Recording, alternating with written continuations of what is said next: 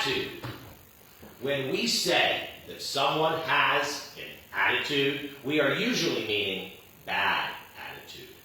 Everyone, though, always has some kind of an attitude, and we can choose to have good or bad attitudes. Attitude may seem like a little thing, but it can make a big difference. Your altitude in life is more a product of your attitude than of your aptitude. Attitude can be a help or a hindrance. Those with positive attitudes can accomplish that much more, and those with negative attitudes can prevent others from so accomplishing.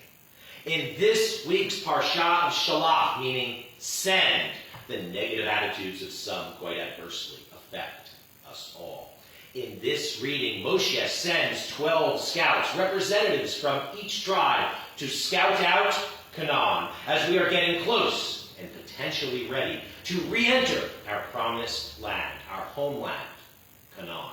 After 40 days, the scouts return, carrying unusually enormous fruit, but with rather contradictory reports. They all report that the land is filled with glorious bounty, flowing with milk and honey, eretz zavat halav udvash, with the bounty of almond trees, date palms, massive grapevines, and more.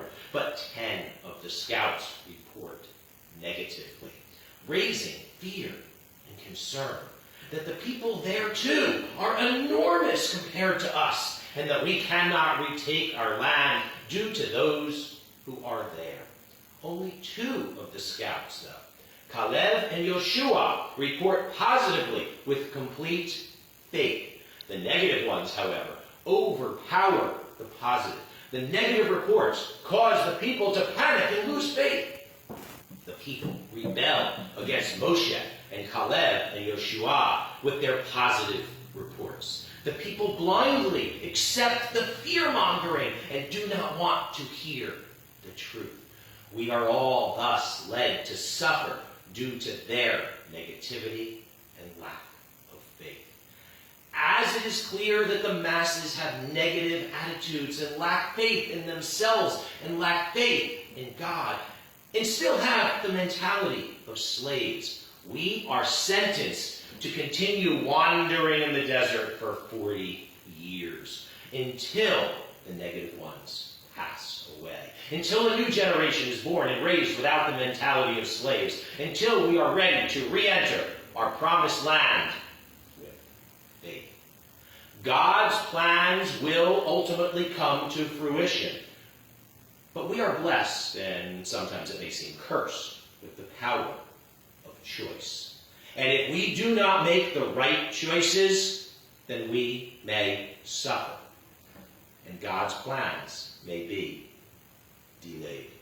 If only we had more faith in God, though. If only we had more faith in ourselves and made better decisions with better attitude accordingly. We all end up having to suffer for quite some time, 40 more years. Our destination is delayed due to the negativity of others. We all suffer because of others' lack of faith.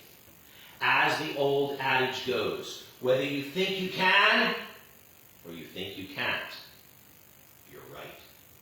Our attitudes can play such a critical role. Your altitude in life is more a product of your attitude than of your aptitude. The difference in the scouts' reports was a matter of attitude. Caleb and Yoshua had positive attitudes, and with their positive attitudes leading us, if only the masses did not follow the negative ones to take them down so, we could have re-entered our homeland at that time and not had to wander in the wilderness for another 40 years. Our attitudes affect what we are able to accomplish and what others around us are able to accomplish. Caleb sees so well that faith in God and in ourselves are to go hand in hand. God created the world, and God created us. And we have good God power with having faith in bringing the two together.